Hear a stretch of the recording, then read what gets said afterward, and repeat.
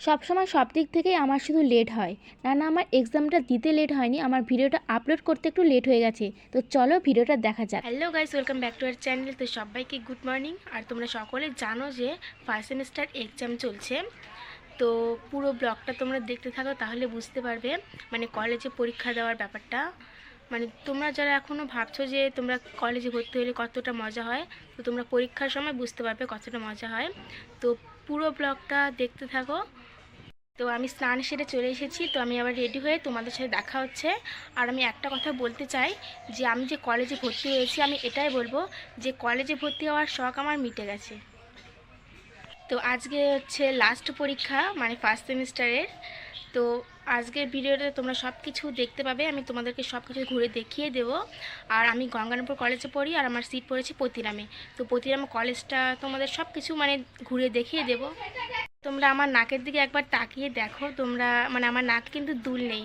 তো কেন দুলটা নাকে নেই সেই কারণটা আমি তোমাদের সাথে শেয়ার করব। তো এখন ঝটাঝট করে রেডি হয়ে নেই, রেডি হওয়ার পর তোমাদের সাথে দেখা হচ্ছে।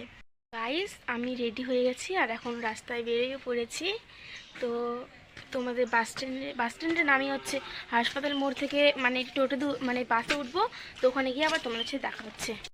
তো দেখো আমি কিন্তু এখানে হাসপাতাল মোড়ে চলেও এসেছি, আর এখানে আমার একটা বান্ধবী আগে থেকে চলে এসেছিলো। তো আমাকে বারবার ফোন করছিল যে কখন আসবি। তো এবার চলে এসেছি দুজনে, আর আরও বান্ধবী আসছে। তো ওরাও চলে এসছে, ওই দেখো দাঁড়িয়ে আছে। তো এখন খালি অপেক্ষা বাসের জন্য, মানে বাস যখন আসবে তখন আমরা যাব। দেখো বাসও কিন্তু চলে এসছে, তো বাসে উঠে আবার তোমার সাথে দেখা হচ্ছে। তো গাইস দেখো বাসে কিন্তু তোমাদের সাথে ভিডিওটা শেয়ার করতে পারিনি, কেননা বাসে প্রচণ্ড ভিড় ছিল। মানে আমার লাইফে হয়তো ফার্স্ট আমি এরকম ভিড় দেখলাম বাসে।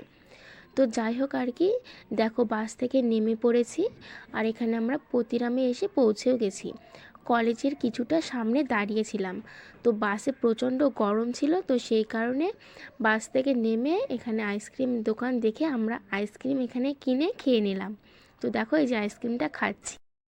প্রচণ্ড গরমের কারণে আমার বান্ধবীর অবস্থাটা একবার দেখো। পরীক্ষার বেল কিন্তু দিয়ে দিয়েছে, তাই সবাই দৌড়াদৌড়ি করে নিজের নিজের ক্লাসে চলে যাচ্ছে। তো আমি আমার ক্লাসে চলে এসেছি। আর দেখো এই যে আমি ফার্স্ট বেঞ্চে বসছি, আর আমার সিট এইখানে পড়েছে ফার্স্ট বেঞ্চে।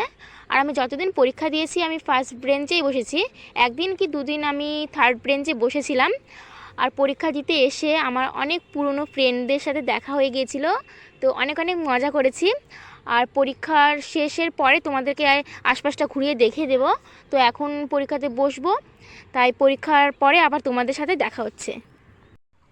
তো গাইস দেখো আমার পরীক্ষা কিন্তু শেষ হয়ে গেল, আর পরীক্ষাটা হয়েছে মোটামুটি ভালোই হয়েছে। তো এখন তোমাদেরকে একটু আশপাশটা ঘুরিয়ে দেখিয়ে দেই। তো দেখো আশপাশটা, তো আমার তো জায়গাটা খুব ভালো লেগেছে। তোমাদের কেমন লাগছে কমেন্টে কিন্তু অবশ্যই একবার জানাবে। আর তোমাদেরকে আমি আগে বলেছিলাম আমার নাকে দুল দেখতে পাচ্ছ না, সে কারণটা বলবো। তো কারণটা হচ্ছে নাক থেকে আমার দুলটা পড়ে গিয়েছিল, বাসে প্রচণ্ড ভিড় ছিল সেই কারণে। উপরে ব্যাগ রাখা ছিল, নিজেও বুঝতে পারছিলাম না আদৌ আমি পরীক্ষা দিতে গিয়েছিলাম নাকি যুদ্ধ করতে গিয়েছিলাম। তো দেখো এই কলেজে এসে সব থেকে যেটা আমার প্রিয় লেগেছে সেইটা হচ্ছে এই ফুলগুলো। এই ফুলগুলো আমার দারুণ লেগেছে। এমনিতে আমি ফুল অনেক ভালোবাসি, আর এই ফুলগুলো তো আমার কাছে খুব সুন্দর লেগেছে। দেখো ফুলগুলো কতটা সুন্দর, তোমাদের কাছেও নিশ্চয়ই ফুলগুলো ভালোই লাগবে। তো তোমরা কিন্তু বলবে কেমন লেগেছে ফুলগুলো।